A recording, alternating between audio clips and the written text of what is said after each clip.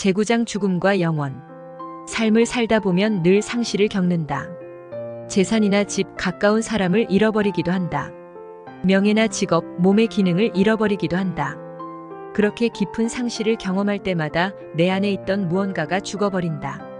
내가 누구라고 알고 있는 자아상이 점점 작아지고 초라해진다.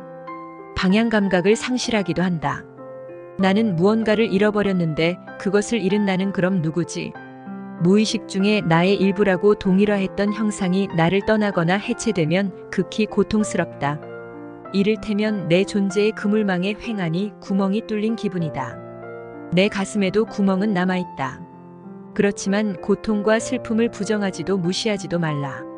고통이 거기 있음을 수용하라. 생각은 상실의 주변에서 서성거리며 나를 피해자로 만들어간다. 두려움, 분노, 원한, 자기연민 등이 내가 맡은 피해자 역할에 수반되는 감정이다. 그러한 감정 저변에 무엇이 있는지, 마음이 지어낸 이야기 뒤에 무엇이 있는지 잘 살펴보라. 내 안의 구멍에 휘몰아치는 공허함을 느껴보라. 그 낯선 공허함을 똑바로 마주하고 받아들일 수 있는가? 수용이 일어나는 순간 더 이상 두려움은 없다. 놀랍게도 그곳에서는 평화로움이 번져나올 것이다. 죽음이 일어날 때, 생명을 담은 형상이 해체될 때 그 사건이 내 가슴에 남기고 간 구멍에는 형상을 여인. 그것, 아직 발현되기 이전에 그것이 빛나고 있다. 그것을 사람들은 신이라 부르기도 한다. 그래서 삶에서 가장 성스러운 것이 죽음이라고 하는 것이다. 그래서 죽음의 수용과 명상을 통해서 신의 평화로움이 나에게 올 수 있다고 하는 것이다. 인간의 체험이란 얼마나 짧고 덧없는 것인가? 인간의 삶은 얼마나 잠깐인가? 이 세상에 탄생과 죽음을 벗어난 것, 영원한 것이 있는가? 다음을 생각해보라. 이 세상에 만약 한 가지 색, 예를 들어 파랑만 있다 하자. 전 세계가 파랑이고 그 안에 모든 것이 다 파랑이라면 그때 파랑은 존재하지 않는다. 파랑을 파랑으로 인식하려면 파랑이 아닌 무언가가 있어야만 한다. 그렇지 않다면 파랑은 드러나지 않을 것이요. 따라서 존재하지 않을 것이다. 마찬가지로 모든 것의 무상함을 인식할 수 있으려면 무상하지 않은 것, 잠시만 존재하는 것이 아닌 무언가가 있어야 하지 않겠는가? 다시 말해서 나를 비롯해 모든 것이 다 무상하다면 나는 무상을 알 수나 있겠는가? 나를 포함한 모든 형상이 짧은 생명을 가지고 있음을 내가 알고 보았다는 사실 자체가 이미 내 안에 해체되지 않을 무언가가 있다는 뜻이 아닌가? 20세에는 내 몸이 튼튼하고 활력 있음을 안다. 60세에는 내 몸이 약해지고 늙었음을 안다. 나의 생각 역시 20대 때와는 달라졌을 수 있다. 하지만 내 몸이 젊거나 늙었다고 아는 마음, 내 생각이 변했다고 아는 맑은 마음에는 변한 것이 없다. 그 맑은 마음이 바로 내 안에 있는 영혼이다. 순수의식이다. 형상을 벗어난 한 생명이다.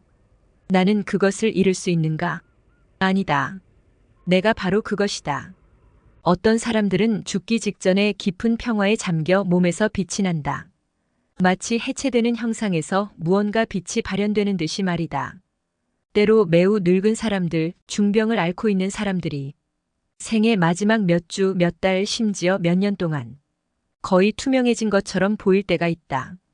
그들의 눈에서는 광채가 나고 마음에는 더 이상 고통이 없다.